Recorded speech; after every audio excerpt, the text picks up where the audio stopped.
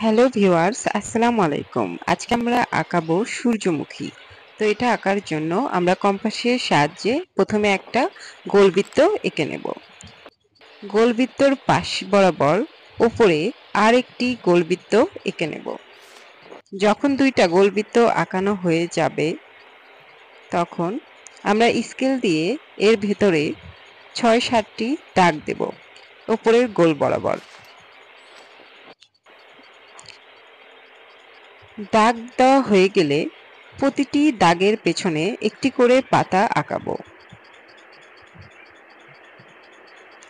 যখন পাতাগুলো আঁকানো হয়ে যাবে তখন সুন্দর করে এর পরে আবার পাতা আঁকাবো।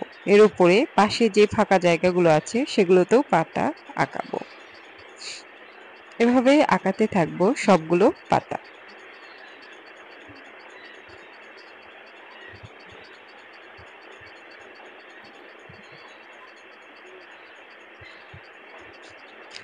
যখন সবগুলো পাতা আঁকানো হয়ে যাবে তখন মাঝের বৃত্ত বরাবর ছোট ছোট গোল গোল বিন্দু দেব এবং পাশে যেই কম্পাস দিয়ে বৃত্তগুলো আঁকানো হয়েছিল সেই বৃত্তগুলোর দাগ রাবার দিয়ে ভালোভাবে মুছে দেব।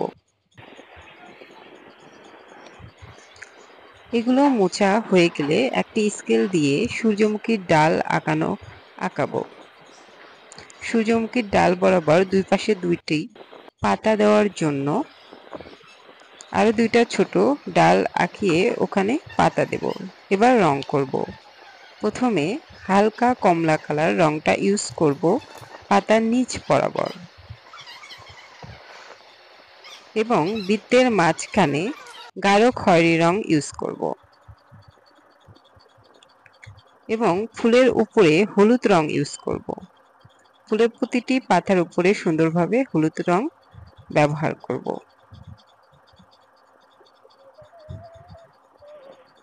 যখন সবগুলো পাতাতে হলুদ রং দেওয়া হয়ে যাবে তখন সুন্দর করে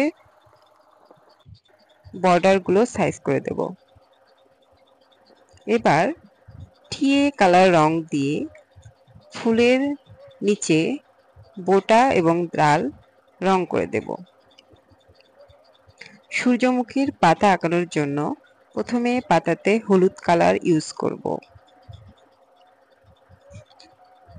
হলুদ কালার ব্যবহার করার পর হলুদের উপর আবার টিয়ে কালার ব্যবহার করব। এতে পাতার রং গাঢ় এবং কিছুটা হলুদে দেখাবে। এই তো হয়ে গেল আমাদের সূর্যমুখী আঁকা।